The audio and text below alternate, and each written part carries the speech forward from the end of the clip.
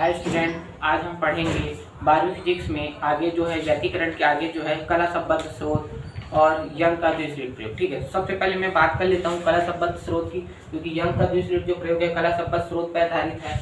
तो सबसे पहले हम बात करते हैं कला संबद्ध स्रोत के। कला संबद्ध स्रोत जैसे कि व्यतिकरण के लिए दो तरंगे एक साथ अभ्यरूपित हुए थे, उसी प्रकार हम एक ऐसा माध्यम या एक ऐसा फिजिकल माध्यम अपनाएंगे जिससे दो तरंगे समान कला में उत्पन्न हो, तो उसे हम क्या बोलेंगे, कला संबद्ध स्रोत कहेंगे। जैसे कि एक सोर्स S है, यहाँ से जो निकलने वाले दो किरणें जो होंगी, यहाँ से होके वो इस प्रकार से फैलेगा किरणें, और यहाँ से होके जो किरणें निकलेंगी, तो दोनों जो भी समान कला में होंगे और उनके बीच की दूरी भी जो बराबर रहेगा, इसलिए जो है ये क्या कहलाएंगे, कला संबद्ध स्रोत कहलाएंगे।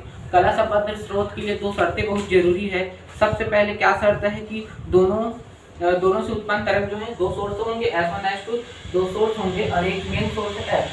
तो यहाँ से जो उत्पन्न तरंगों की आवृत्ति बराबर होनी चाहिए। आवृत्ति मतलब जैसे कि एक तरंग जो है इस प्रकार से गति कर रही है, ठीक है, तो दूसरा तरंग भी जो होगा उसी आवृत्ति के लगभग बराबर होना चाहिए, तब जो क्या होंगे, कला संबद्ध स्रोत कहलाएंगे। ठीक है, ये पहला कंडीशन है। उसके बाद दूसरा क्या है, दोनों तरंगों के मध्य कलांतर समय के सापेक्ष शून्य या नियत रहना चाहिए। तो दोनों तरंगों का जो कला है, ये कलांतर जो है, मतलब दोनों का जो फेज डिफरेंस है, ये वाला हिस्सा या ये वाला हिस्सा, ये बदलना नहीं चाहिए, ज्यादा नहीं होना चाहिए। इनमें जो दूरियां जो है ज्यादा नहीं होना चाहिए, बराबर होना चाहिए। यहाँ पे हालांकि ये दूरियां जो आपस में रेखाएं समांतर हैं, इस प्रकार से 2D की वजह से वो दिखाई नहीं दे रहा है। ठीक है, 3D में जो है दोनों समान कला में, तो इन्हें बोलते हैं कला संबद्ध स्रोत। ठीक है, क्लियर है यहाँ तक के।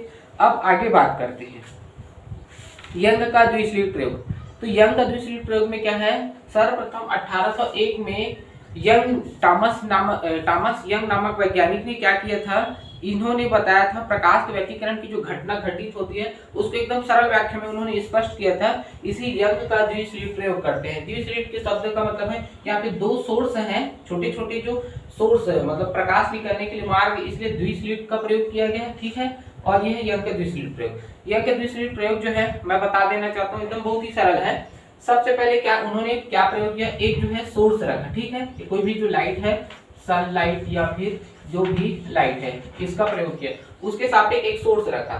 सबसे पहले इसको रखने का, एक स्लिट रखने का उद्देश्य क्या था, ताकि एक वर्णी प्रकाश, मतलब एक निश्चित प्रकाश ही निकल सके, क्योंकि ये क्या करेगा, प्रकाश इस प्रकार से फैलाएगा, लेकिन यहाँ पे केवल एक निश्चित चौड़ाई का या निश्चित तरंगार्ध के ही तरंगे निकलेंगे। जब ये दो अन्य स्रोतों से या फिर दो माध्यमों से या फिर गेट भी बोल सकते हैं, साधारण तौर पे गेट बोला जा सकता है, उनसे होकर निकलता है, तो होना क्या चाहिए, साधारणतः हम समझेंगे कि दो स्पॉट मिलना चाहिए, मतलब दो जो है छाया भाग मिलना चाहिए, प्रकाश वाला एक बार, और एक जो है बीच में जो है डार्क टाइप है। लेकिन ऐसा एक्चुअल में हुआ नहीं। ठीक है, हुआ कि यहाँ पे जो है दीप्त और अदीप्त जो फ्रिंजों की चौड़ाई मिला, या दीप्त और अदीप्त फ्रिंज मिले। कहने का मतलब ये था कि यहाँ पे एक निश्चित चौड़ाई का, जैसे कि S1 स्लिट की जितना चौड़ाई उतनी ही चौड़ाई का एक प्रकाश युक्त एक स्पेक्ट्रम मिला। ठीक है, उसके बाद फिर से एक छोटा सा स्पेक्ट्रम जिसकी चौड़ाई सेम इसी के समान है, वैसे ही एक और चौड़ाई का एक स्पेक्ट्रम मिला,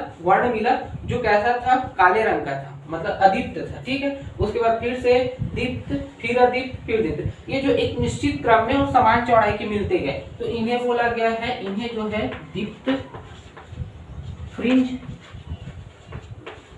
और इन्हें कहा गया है अदीप्त।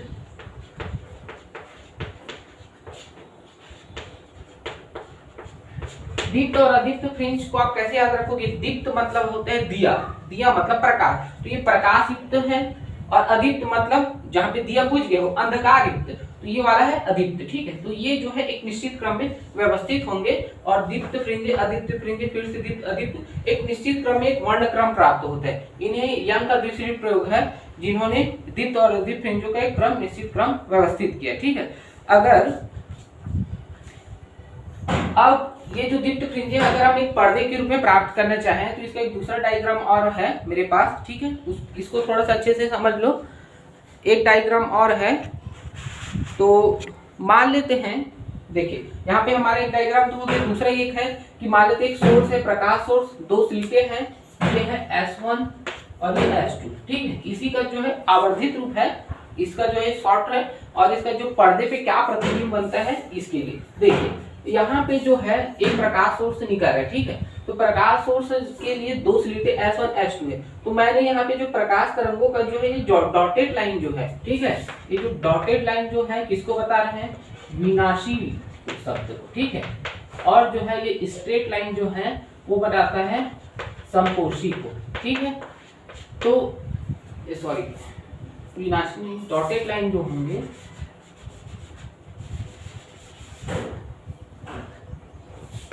डॉटेड लाइन जो है वो बता रहा है कम तीव्रता को, ठीक है, और ये बता रहा है अधिकतम को, ठीक है।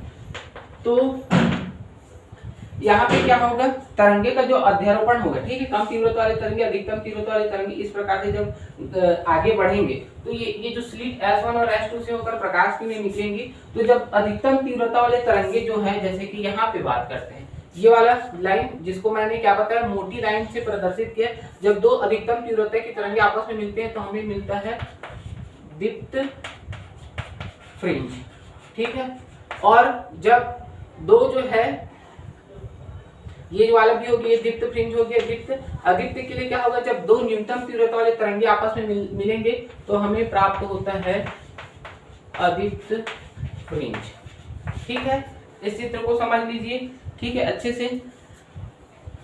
इसमें क्या है, इसमें समझने में विशेष तौर पे हमें ये वाला प्रयोग देखना है। ये वाला अगर नहीं भी अगर बन पाएगा तो इसको छोड़ देना, अगर मान लो जाए पेपर में आता है तो, ठीक है, क्योंकि ये जो प्रश्न जो है ये वाला डायग्राम बनाने के लिए नहीं बोला जाता। विशेष तौर पे अगर यंग का द्विस्लिट अगर प्रयोग की हम बात करते हैं तो ये वाला चित्र बनाएंगे, ठीक है। यहाँ पे क्लियर हो गया, ये है यंग का द्विस्लिट प्रयोग। अब हम इसके आगे पढ़ेंगे, ठीक है।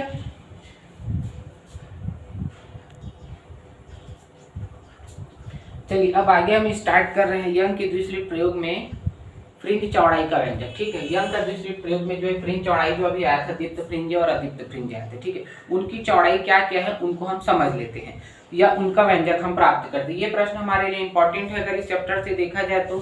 एक तो है व्यतिकरण के अध्यारोपण का सिद्धांत था, उसके अंतर्गत जो है समपोषी विनाशी व्यतिकरण की बात कर ली थी। दूसरा प्रश्न है अगर इंपॉर्टेंट है तो है यंग का द्विस्लिट प्रयोग। आगे के जो क्वेश्चन शॉर्ट है और इतना इंपॉर्टेंट नहीं है। तो मान लेते फिर से यंग का द्विस्लिट प्रयोग में क्या था, एक सोर्स रहता है, ठीक है, और वहां से S1 S2 जो है क्या दो स्लिट है जो क्या कहलाते हैं, कलशबद्ध स्रोत कहलाती हैं, क्योंकि दोनों के बीच की दूरी निश्चित रहता है, ठीक है। वहां से हमारे पास एक पर्दा XY है, ठीक है। यहाँ पे हमें दीप्त अदीप्त फ्रिंजें प्राप्त होंगी। अब देखिए यहाँ से जो स्लिट S1 और S2 की जो दूरी है वो है कितना, D है, और पर्दे की जो दूरी है कैपिटल D है। जो प्रकाश किरणें जो होंगे S1 और S2 से होकर गमन करेंगे तो पर्दे की बिंदु Q और बिंदु R पे को आपतित होंगे और हमें दीप्त अदीप्त फ्रिंजें प्राप्त होंगी, ठीक है। यहाँ तक हो गया। अब जो है तो इस पर्दे की किसी भी बिंदु पे, इस पर्दे के किसी भी बिंदु पर प्राप्त जो भी प्रकाश किरण यहाँ से आके इस पे आपतित हो गया, टकराएगा, तो उसकी तीव्रता जो होगा वो दोनों तरंगों के स्लिट S1 और स्लिट S2 से निकलने वाले तरंगों के पथांतर पर निर्भर करता है। ये पथांतर जो है बिंदु O पे क्या होगा, 0 होगा। पथांतर क्यों 0 होगा, क्योंकि S1 से की दूरी O की दूरी और S2 से O की दूरी जो है बराबर है, इसलिए पथ में अंतर क्या होगा, शून्य रहेगा। अगर पथ में अंतर जो पथांतर जो रहता है 0 रहता है तो तीव्रता हमें अधिकतम प्राप्त होगा और केंद्रीय दीप्त फ्रिंज यहाँ पे हमें मिलेंगी, ठीक है। ये है केंद्रीय दीप्त फ्रिंजे, ये हो गया, ठीक है। आगे बढ़ते हैं हम। देखिए आगे अब है हमें क्या निकालना है, हमें यहाँ पे तो केंद्रीय दीप्त फ्रिंज प्राप्त होगा, लेकिन इस बिंदु से कुछ दूरी पे और कोई बिंदु है जहाँ पे दीप्त फ्रिंजों या अदीप्त फ्रिंजों की चौड़ाई क्या है उसका हमें व्यंजक निकालना है। तो इसके लिए हम क्या कर लेते हैं, मान लेते हैं बिंदु O से क्या ले लेते हैं, x दूरी पे एक बिंदु P ले लेते हैं, ठीक है।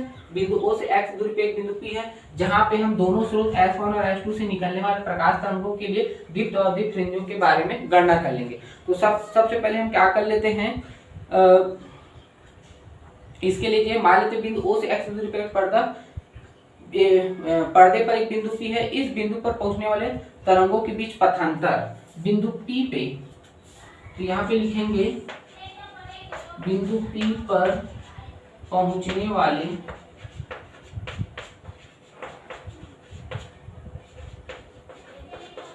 तरंगों के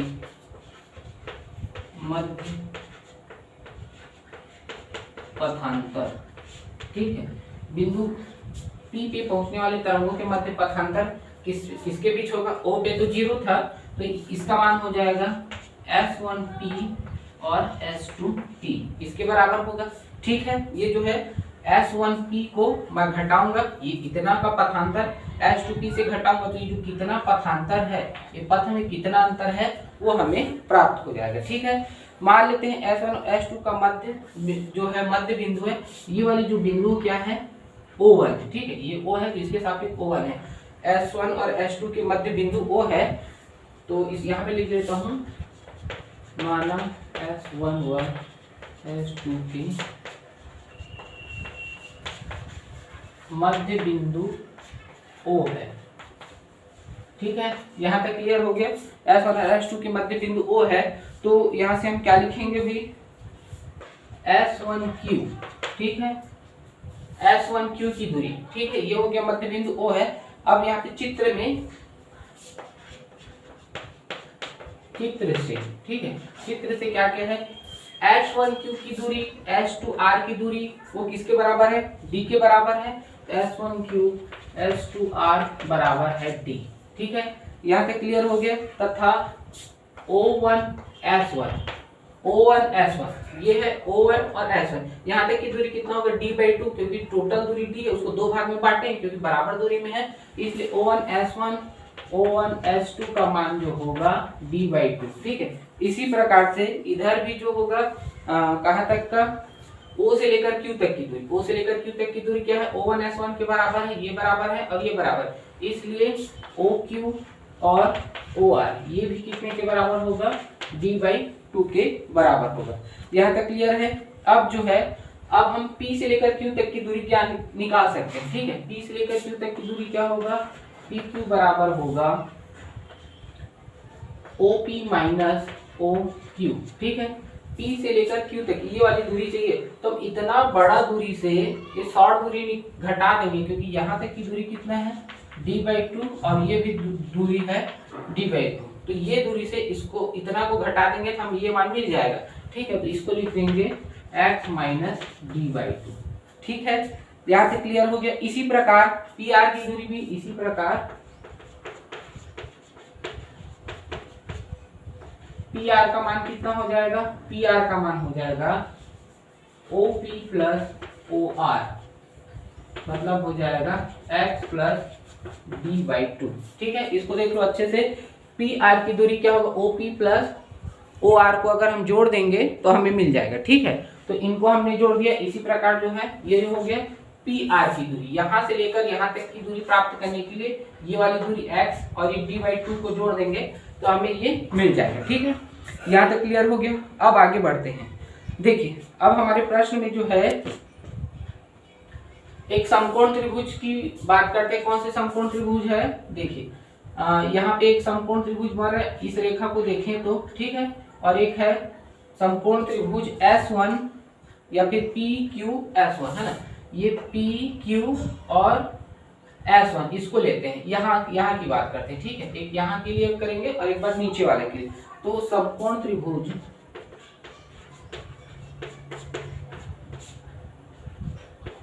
PQS1 में पाइथागोरस प्रमेय। ठीक है, समकोण त्रिभुज PQS1 में, ठीक है, PQS1 इसमें पाइथागोरस प्रमेय लगा लेते हैं। तो क्या होगा भाई? कर्ण का वर्ग, कर्ण कौन होगा? यहाँ पे देखिए, कर्ण क्या होगा? S1P या PS1। ठीक है, आधार क्या होगा? S1Q और लंब क्या होगा? PQ। ठीक है, तो इसका मान हो जाएगा S1P का स्क्वायर बराबर में हो जाएगा PQ का स्क्वायर प्लस ये हो जाएगा QS1 या फिर S1Q का स्क्वायर। ठीक है, ये होगा इसका आधार। अब हमें क्या क्या मालूम है? PQ का मान पता है हमें, अभी जस्ट निकाले हैं। ये हो गया QS1। ठीक है, QS1 की दूरी क्या है? ये है S1Q या QS1 की दूरी D है, तो इसको रख लेते हैं। इसका मान हो जाएगा, ये हो जाएगा x माइनस D/2 पूरे का वर्ग प्लस इसका मान होगा D का वर्ग। ठीक है, यहाँ पे क्लियर हो गया। इसको हम समीकरण देते हैं A।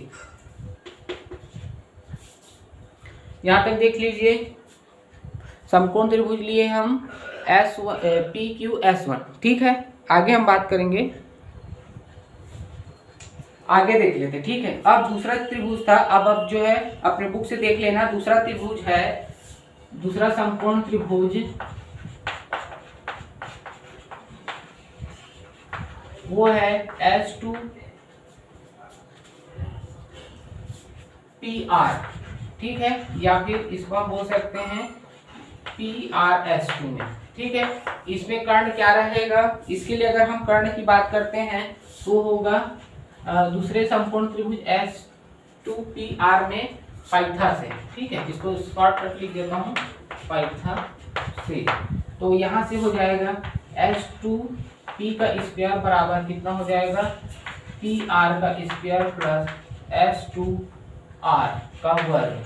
PR का मान कितना है, x प्लस d/2 का स्क्वायर प्लस में SR का मान है d का स्क्वायर। इसको दे देते हैं समीकरण 2।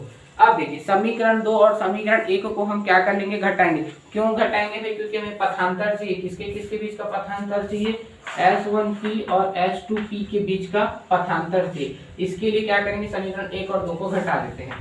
तो समीकरण 1 माइनस समीकरण 2 से, ठीक है। समीकरण 1 और समीकरण 2 को घटा देते हैं तो S1P का स्क्वायर और S2P का स्क्वायर, ये हो गया राइट साइड, ठीक है। लेफ्ट साइड हो गया। राइट साइड में क्या था, x प्लस d/2 पूरे का स्क्वायर, ठीक है। x माइनस d/2, ठीक है। इसमें क्या किया है, ऐसा कर लेते हैं, 2 से 1 को घटाएंगे, सॉरी है, 2 से 1 को घटा लेते हैं तो S2P का स्क्वायर माइनस S1P का स्क्वायर, ठीक है। तो यहाँ से हो जाएगा ये d का स्क्वायर, माइनस कर रहे हैं तो आगे क्या हो जाएगा, x माइनस। चलिए स्टूडेंट, अब मैं आगे बात करता हूँ दीप्त फ्रिंज और अदीप्त फ्रिंजों की जो चौड़ाई का व्यंजक ज्ञात करना था उसके लिए। तो हमने क्या किया था, समीकरण 1 और समीकरण 2 थे, उनको दोनों को घटाए थे। समीकरण 2 माइनस समीकरण 1, तो समीकरण 2 क्या हो जाएगा, S2P का स्क्वायर माइनस S1P का वर्ग। ये हो गया लेफ्ट साइड का कार्य, ठीक है। आगे हम बात करेंगे राइट साइड में। राइट साइड में क्या क्या है भाई, x प्लस d/2 पूरे के स्क्वायर प्लस d का स्क्वायर। उसके बाद क्या करेंगे, माइनस कर रहे हैं, ठीक है। माइनस करने के लिए क्या करेंगे, इसको घटाएंगे अब, तो इसमें क्या हो जाएगा, माइनस में हो जाएगा x माइनस d/2 पूरे का स्क्वायर माइनस d का स्क्वायर, ठीक है। यहाँ पे मैं लिख दूंगा d का स्क्वायर, ये हो गया। तो देखिए यहाँ पे d स्क्वायर प्लस में, यहाँ पे माइनस में, ठीक है, इसलिए कैंसिल आउट हो जाएगा। इनको हल कर लेते हैं, इनमें क्या होगा, पहले तो इसी को हल कर लेते हैं। देखो यहाँ पे ये क्या है, a का स्क्वायर माइनस b का स्क्वायर है, ठीक है। तो इसको मैं क्या लिख सकता हूँ, 2 बार लिख सकता हूँ, क्या, S2P plus S1P a plus b, और यहाँ से S2P माइनस S1P, ये हो जाएगा। इसको कैसे किए हैं, a का स्क्वायर माइनस b का स्क्वायर बराबर a प्लस b और a माइनस b, ये वाला प्रोसेस किए, ठीक है। यहाँ तक क्लियर हो गया। अब आगे बात करते हैं, इधर क्या क्या हो जाएगा, देखिए इसमें हम क्या कर सकते हैं, x प्लस d/2 पूरे का स्क्वायर है, इसको हम पूरा लिख लेते हैं, मतलब a प्लस b पूरे का वर्ग वाला फॉर्मूला लगाएंगे, ठीक है। तो यहाँ से हो जाएगा x square plus d²/4 plus 2x d/2, ठीक है।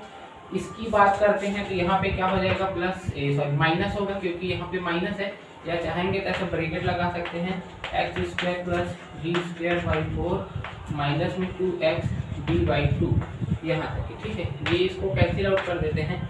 जब ब्रैकेट ओपन करेंगे तो हमें क्या मिलेगा, ब्रैकेट ओपन करने पे x स्क्वायर प्लस d²/4, यहाँ से कितना है, xd माइनस x स्क्वायर, यहाँ से ब्रैकेट ओपन करेंगे तो माइनस हो जाएगा, ये भी माइनस हो गया, और ये हो जाएगा प्लस xd, ये कट गया, ये कट गया, ये इससे कट गया, तो बचा क्या, एक बार xd और यहाँ पे xd, तो कितना हो जाएगा 2xd। यहाँ तक का समझ में आया, देख लो एक बार इसको अच्छे से, 2xd, ठीक है, यहाँ तक समझ लो, ठीक है। अब आगे जो है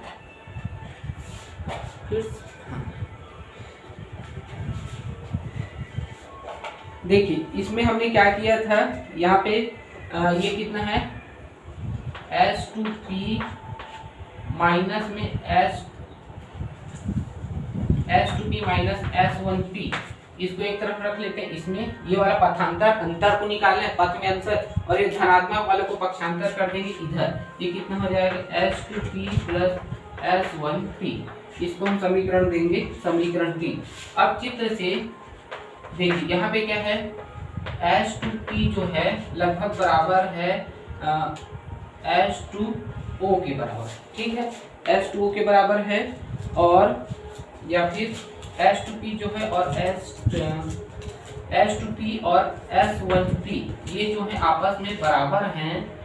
इस प्रकार से H2P और S1P जो है लगभग बराबर हैं, किसके बराबर हैं, T का। चित्र से देखते हैं, मतलब ये दूरी जो है लगभग इतने के बराबर है और ये दूरी भी है लगभग इतने के बराबर है, तो इसके जगह कितना रख लेंगे, D रख लेंगे। तो समीकरण 3 से क्या हो जाएगा, समीकरण 3 से हो जाएगा S2P माइनस S1P बराबर में 2xD बटे में D प्लस D, तो कितना हो जाएगा 2xD बटे D मतलब 2D, ये और ये कट गया, तो आंसर आएगा xD बटे कैपिटल D। ये हो जाएगा दोनों तरंगों के मध्य पथांतर, ठीक है, यही क्या जाएगा पथांतर S2P माइनस S1P, ठीक है, इसको देंगे समीकरण नंबर 4। यहाँ तक क्लियर है, देख लो भाई, इसको समझ लो। अब आगे देखेंगे, चलिए आगे बढ़ते हैं। अब जो ये हो गया पथांतर के लिए, लेकिन अब जो पथांतर है दीप्त फ्रिंजों के लिए कितना होगा और अदीप्त फ्रिंजों के लिए क्या होगा उसको देखते हैं। तो दीप्त फ्रिंजों के लिए क्या है, अधिकतम तीव्रता के लिए पथांतर जो होता है λ/2 का क्या होता है, समगुणक होता है, अर्थात जो हमारा जो आंसर मिला था HD बाई कैपिटल D, ये किसके बराबर होगा, 2 गुणा समगुणक होगा, 2n मतलब समगुणक है λ/2 का। यहाँ तक क्लियर हो गया। ये जो है पथांतर के लिए, तो यहाँ से हम x का मान निकाल लेते हैं। x का मान क्या होगा, यहाँ से देखो 2 कैंसिल आउट हो जाएगा, x बराबर हो जाएगा n लैम्डा d अपॉन में स्मॉल d, ये वाला स्मॉल d जो है नीचे चला जाएगा, पक्षांतर हो जाएगा और क्या हो जाएगा x is equal to n lambda d by d, ठीक है। इसको हम समीकरण देते हैं नंबर 5।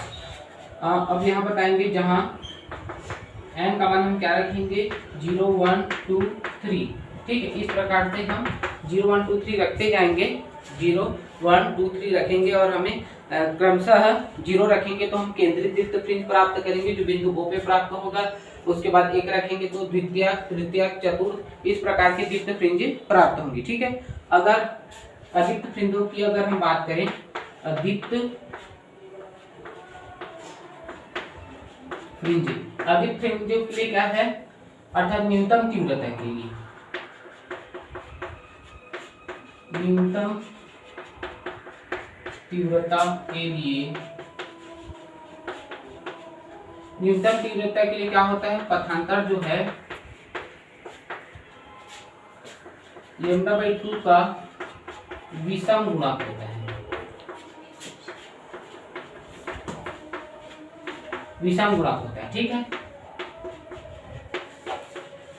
ये हो गया λ/2 का क्या हो गया विषम गुणक। कौन λ/2 का विषम गुणक होगा, न्यूनतम तीव्रता के लिए पथांतर का मान, ठीक है।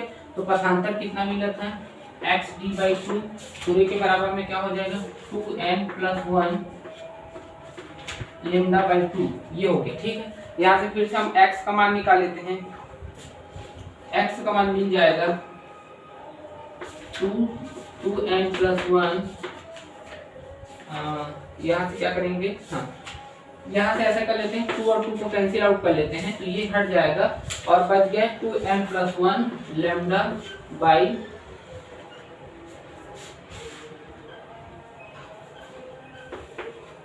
ये देखिए xd/d जो होगा किसके बराबर होगा 2n + 1 λ/2 के बराबर होगा। तो यहाँ से हमें इसका मान निकालना है, तो इसमें क्या हो जाएगा 2n + 1 d लैम्डा अपॉन में कितना हो जाएगा स्मॉल d, ये हो जाएगा अदीप्त फ्रिंजों के लिए, ठीक है।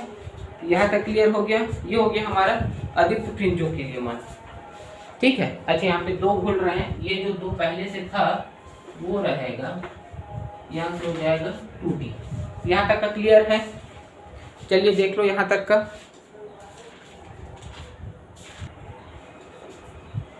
चलिए अब आगे बात करते हैं दीप्त फ्रिंजों की चौड़ाई। इससे पहले जो है हम दीप्त और अदीप्त फ्रिंजों की घटना या फिर जो दूरी जो था बिंदु O के सापेक्ष बिंदु P की दूरी के लिए निकाले थे दीप्त फ्रिंजों की दूरी और अदीप्त फ्रिंजों की दूरी। अब हम दीप्त फ्रिंजों की चौड़ाई, दीप्त फ्रिंज कितना मिला था जो फ्रिंजों के सापेक्ष इस प्रकार के जो पर्दा में था, इस प्रकार से अदीप्त फ्रिंजे मिले थे। ठीक है, ये वाला हो गया, फिर ये, फिर इस प्रकार से। तो ये जो फ्रिंजे हैं इनकी चौड़ाई, यहाँ तक की दूरी या फिर यहाँ तक की दूरी, ये दूरी, ये क्या होंगे?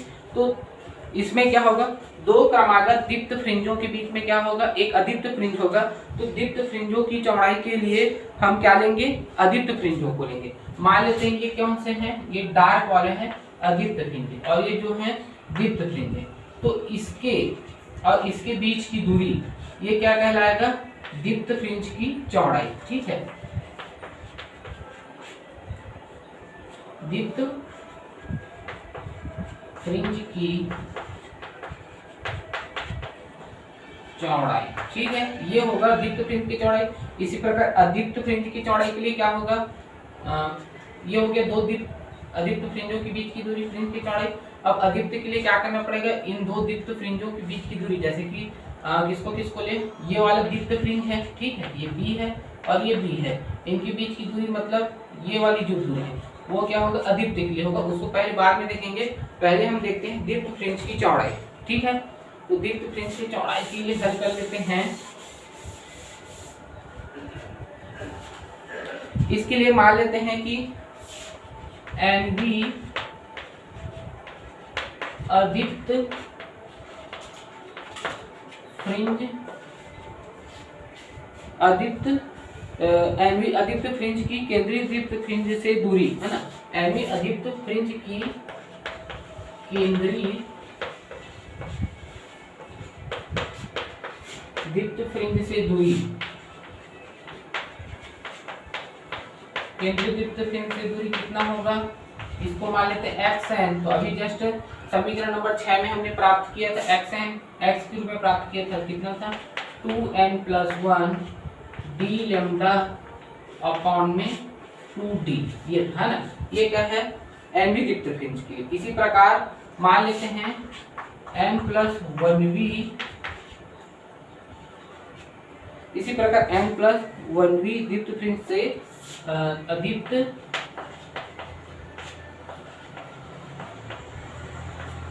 फ्रिंज की केंद्रीय दीप्त फ्रिंज से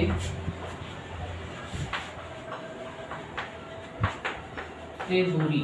ठीक है, केंद्रीय अदीप्त फ्रिंज से दूरी क्या हो जाएगा, xn+1 रखेंगे। ठीक है, यहाँ पे भी 2n+1 और d लैम्डा अपॉन में 2, यहाँ पे खाली n की जगह n+1 रखेंगे। ठीक है, ये हो गया। अब इसको हल कर लेते हैं, पहले इसको थोड़ा सा मैं हल कर देता हूँ। यहाँ से हो जाएगा 2n+2, दो का गुणा अंदर करेंगे 2n+2 और ये हो जाएगा d लैम्डा अपॉन में 2d। ठीक है, ये हो गया। इसको हम समीकरण नंबर देते हैं 7 और 8, ये हो गया। अगर मैं n+1v को दीप्त फ्रिंज को nvxn से घटा दूंगा तो मुझे एक आंसर मिलेगा। वो कैसे होगा, थोड़ा ध्यान से देख के बता देता हूँ। n+1 को मैं घटा रहा हूँ किससे, n से, ये और ये कैंसिल हो गया, तो हमें आंसर क्या मिलेगा, एक, मतलब कोई एक दीप्त फ्रिंज की चौड़ाई जो होगा ये मिल जाएगा। तो इसके लिए करेंगे समीकरण 8 माइनस समीकरण 7 से। ठीक है, समीकरण 8 माइनस समीकरण 7 से इसको घटा देते हैं, तब तो घटा दीजिए भाई, यहाँ पे हो जाएगा xn+1 माइनस में xn बराबर। ठीक है, यहाँ तक हो गया। इधर बराबर में क्या क्या रख लेंगे, ये वाला मान को रखेंगे, कितना है 2n+2 d lambda by 2d minus में 2n+1 d lambda by 2d। ठीक है, यहाँ तक के क्लियर हो गया। देखिए यहाँ तक का देख लो भाई, समझ में आ रहा है।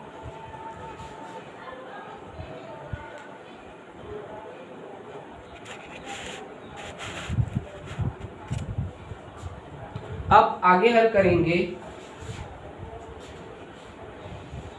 देखिए यहाँ पे क्या क्या उभयनिष्ठ है, यहाँ से क्या क्या उभयनिष्ठ है, डी लैम्डा बाई 2d, ठीक है। तो मैं उसको लिख देता हूँ डी लैम्डा बाई 2d को मैं उभयनिष्ठ ले लेता हूँ। यहाँ पे अंदर में रहेगा 2n प्लस 2 माइनस में 2n माइनस 1, ठीक है। इतना उभयनिष्ठ रहेगा, 2n और 2n कैंसिल हो जाएंगे, यहाँ पे 1 multiply D lambda by 2d, अर्थात xn प्लस 1 और xn माइनस 1 को जब हम घटाएंगे तो डी लैम्डा बाई 2d हमारा आंसर आएगा, ठीक है। यही दूरी, यह दूरी n से स्वतंत्र अतः किन्हीं भी दो क्रमागत अदीप्त फ्रिंजों के बीच की दूरी अर्थात दीप्त फ्रिंज की चौड़ाई नियत रहती है, ठीक है। अब जो है मान लेते हैं दीप्त फ्रिंज की जो चौड़ाई है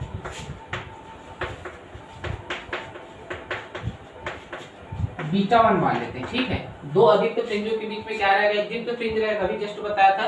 तो ये बीटा 1 है जो किसके बराबर हो गया, डी लैम्डा या फिर एल लैम्डा डी अपॉन में 2d। ये हो गया हमारा समीकरण नंबर है 9, ठीक है। ये हो गया दीप्त फ्रिंजों की चौड़ाई। इसी प्रकार अदीप्त फ्रिंजों की चौड़ाई भी निकालेंगे अभी। इसी प्रकार से अब हम अदीप्त फ्रिंज की चौड़ाई का व्यंजक ज्ञात करेंगे, ठीक है। तो अदीप्त फ्रिंज की चौड़ाई के लिए क्या करना पड़ेगा, दो दीप्त फ्रिंजों की चौड़ाई के बीच की दूरी क्या होगा, अदीप्त फ्रिंज होगा। मान लेते हैं एक एनवी दीप्त फ्रिंज का केंद्र फ्रिंज से दूरी जो है, एनवी दीप्त फ्रिंज का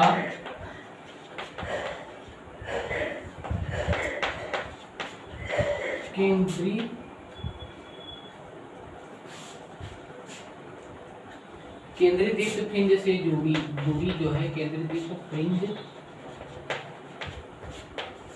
से दूरी, ये कितना होगा xn, ठीक है। एनवी दीप्त फ्रिंज का केंद्रीय दीप्त फ्रिंज से दूरी कितना हो जाएगा, n lambda D by small D. कहाँ से लेंगे, देखो दीप्त फ्रिंज के लिए क्या फॉर्मूला था, n lambda D by D, ये हो जाएगा। इसी प्रकार n प्लस 1v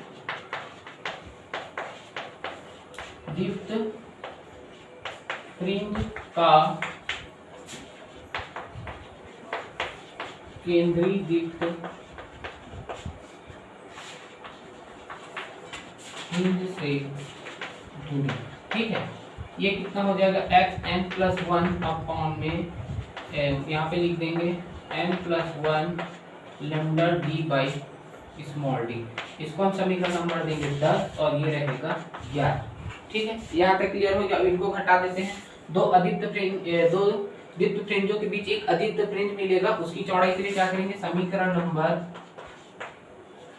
11 से समीकरण नंबर 10 को घटाएंगे, ठीक है। तो यहाँ से हो जाएगा xn प्लस 1 माइनस में xn माइनस 1, ठीक है। जैसे अभी बताया था दीप्त फ्रिंज की चौड़ाई के लिए बताया था, एक वाला मिल जाएगा, ठीक है। तो यहाँ से हो जाएगा n प्लस 1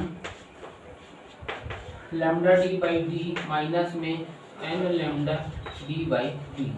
यहाँ से क्या क्या उभयनिष्ठ भाई, लैम्डा डी बाई डी, ठीक है। तो यहाँ पे बचेगा n प्लस 1 माइनस 1, ये सॉरी माइनस n, और यहाँ से हो जाएगा लैम्डा डी बाई डी, ये और ये कट गया तो मिलेगा लैम्डा डी बाई डी।